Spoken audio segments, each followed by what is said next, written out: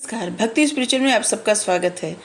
अगर आपको बहुत सारी बातें जाननी है वेद के बारे में, पुराण के बारे में और जो आचार्य थे पहले, उनके बारे में, धर्म के बारे में, हर चीज़ के बारे में, तो आप इस चैनल को सब्सक्राइब करिए और आप सुनिए ऑडियो, ठीक है?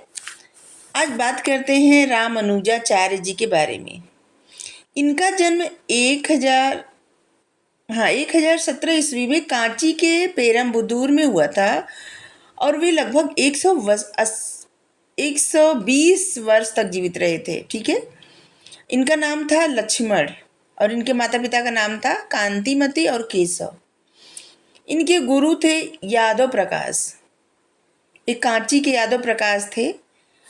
और इसके बाद फिर इन्होंने यमुनाचार्य से शिष्यता ग्रहण की, इनके शिष्य बन गए यमुनाचार्य जी के। ये श्री रंगम मठ में रहते थे, जो जहाँ से वैष्णव धर्म का प्रचार प्रसार करते थे। ये कहाँ पे है? श्री रंगम मठ तिरुचिरापल्ली में। और यहाँ से शिक्षा भी ग्रहण करते थे और पढ़ाते भी थे, मतलब खुद भी पढ़ते थे, पढ़ाते थे और यहीं से वैष्णव धर्म का ही प्रचार प्रसार करते थे। उनका चोल शासक, क्या नाम था उसका, उसके साथ विवाद हुआ था। कुलोत्तुंग द्वितीय चोल शासक जो था, उसके साथ इनका विवाद हुआ था और जिसकी वजह से होयसल छोड़ करके मैसूर चले गए थे। इन्होंने 2 पुस्तकों की रचना की थी, या कह सकते हैं 2 ग्रंथों की रचना की थी। पहला ब्रह्म सूत्र पर इन्होंने भाष्य लिखा था, जिसको श्री भाष्य कहा जाता है। और दूसरा वेदांत सार, वेदांत द्वीप, यो वेदांत संग्रह, एक ही बुक का नाम है तीनों। ठीक है। और इन्होंने ही कर्नाटक के राजा विट्ठल देव को दीक्षित किया था।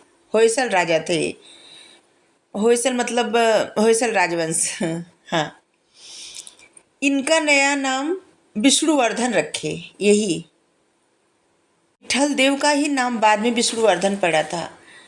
रामानुजाचार्य जी जो है इस सगुण ब्रह्म के उपासक थे, सगुण ईश्वर के। ठीक है। जिस तरह से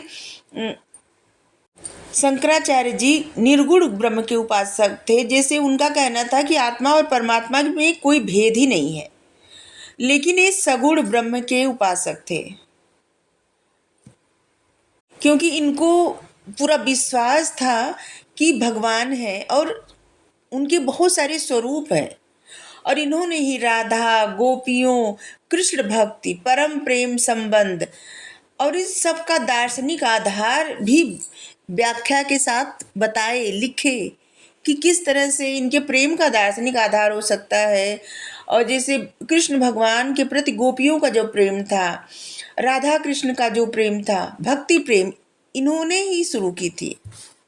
मतलब प्रेम में भक्ति या भक्ति में प्रेम इन्होंने ही शुरू की थी। पहले क्या था ना, सिर्फ भक्ति ऐसी की जाती थी कि जैसे ज्ञान के माध्यम से, लेकिन प्रेम के माध्यम से भक्ति इन्होंने ही स्टार्ट की थी। इन्होंने विशिष्टाद्वैतवाद को के सिद्धांत को बनाया था या फिर प्रतिपादित किया था। द्वैतवाद क्या था? 2 सत्ता। इन्होंने बताया किस तरह से 2 सत्ताएं काम करती हैं। एक ऐसी सत्ता जिसको महसूस किया जा सकता है, देखा जा सकता है, समझा जा सकता है किसी न किसी तरह से, चाहे वो कितना भी सूक्ष्म क्यों ना हो। लेकिन एक सत्ता ऐसी है जिसे न देखा जा सकता है और न छुआ जा सकता है, न महसूस किया जा सकता है, लेकिन वो सत्ता है। जैसे आत्मा, आत्मा को कोई देख नहीं सकता।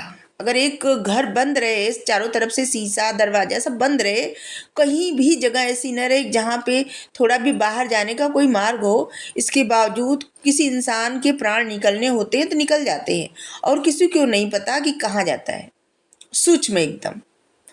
और इसी तरह से परमात्मा एकदम सूक्ष्म, आत्मा परमात्मा जिनको देख नहीं सकता कोई, लेकिन भौतिक जगत में जो है इन्होंने 2 सत्ता, मतलब एक सत्ता ऐसी जिसको देखा नहीं जा सकता और एक सत्ता ऐसी जिसको देखा जा सकता है। एक सत्ता ऐसी है जिसको देखा जा सकता है, जैसे कि भौतिक जगत में जिस पे प्रैक्टिकल भी किया जा सकता है, देखा जा, जैसे सूर्य का प्रकाश एक ऐसी सत्ता जो जगह घेरती है, और एक ऐसी सत्ता जो जगह नहीं घेरती, स्थान मतलब घेरती नहीं। जैसे आत्मा स्थान नहीं घेरती, आपके विचार कितने भी रहे, वो आपके विचार जो है स्थान नहीं घेरते, लेकिन धूप स्थान घेरता, हवा स्थान घेरती है। बिजली के करंट को महसूस किया जा सकता है, छोटा से छोटा कुछ सूक्ष्म में भी रहे, जैसे कीड़ा या कुछ भी, तो उसको आप सूक्ष्मदर्शी से देख सकते हैं। तो जिस पे प्रैक्टिकल किया जा सकता है, जिसको देखा जा सकता है, महसूस किया जा सकता है, वो उसी को फिजिक्स के अंतर्गत आता है। और जिसको नहीं महसूस किया जा सकता है, न देखा जा सकता है, वो मेटाफिजिक्स के अंतर्गत आता है। जैसे इस ब्रह्मांड की रचना कैसे हुई, इसका लोग सिर्फ अनुमान ही लगा सकते हैं, किसी को पूरी तरह से सत्य नहीं पता, बस अनुमान के माध्यम से सब लोग बताते हैं। लेकिन बिजली कैसे उत्पन्न हुई, इसको सब लोग बता सकते हैं। धूप किस तरह से कितने समय में पृथ्वी पर आती है, इसको लोग बता सकते हैं। आत्मा कहाँ जाती है, कहाँ से आती है, इसको कोई नहीं बता सकता। तो इसीलिए इस जगत में दो सत्ताएं काम करती हैं। एक फिजिक्स के माध्यम से जिसको देखा जा सकता, महसूस किया जा सकता है, जिस पे प्रैक्टिकल किया जा सकता है या प्रैक्टिकल करके साबित किया जा सकता है या साबित किया गया है। और एक ऐसा जो मेटाफिजिक्स के अंतर्गत आता है, जिसको न देखा जा सकता है, न महसूस किया जा सकता है, और जिसको अभी तक प्रैक्टिकल के माध्यम से भी नहीं समझा जा सकता है। ठीक है, तो यही है द्वैतवाद। मतलब इस जगत में दो सत्ताएं काम करती हैं, जिसको कि एक सत्ता ऐसी जिसको आप देख सकते हैं, समझ सकते हैं, महसूस कर सकते हैं। एक सत्ता ऐसी जिसको न देख सकते, न समझ सकते हैं और न महसूस कर सकते हैं, लेकिन वो सत्ता है। ये इन्होंने जिस सिद्धांत का प्रतिपादन किया था, द्वैतवाद, इसको लोग समझे, और आज भी ज़्यादा से ज़्यादा लोग ज्ञान मतलब प्रेम के माध्यम से भक्ति करते हैं, न कि ज्ञान के माध्यम से। और अगर कोई ज्ञान के माध्यम से भी भक्ति करता है तो अंततः वो प्रेम के माध्यम पे चला ही जाता है। जैसे कृष्ण जी से अगर भक्ति किया, कृष्ण जी के भक्त बने, तो उनसे प्रेम लोगों को हो जाता है, प्रेम का माध्यम वही रहता है।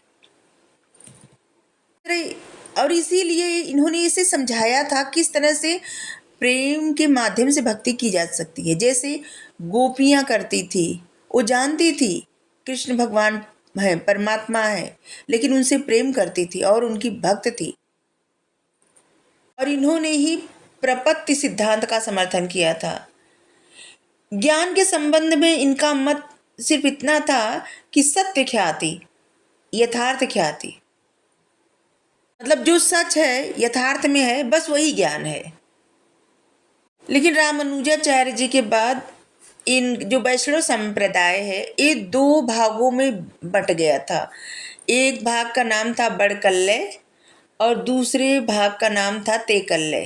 ये दोनों में, ये भी दक्षिण भारत से आते हैं, शंकराचार्य जी भी दक्षिण भारत से आए थे और ये भी दक्षिण भारत से है। ठीक है, तो इसीलिए बड़कल्ले और तेकल्ले विभाजित हो गया।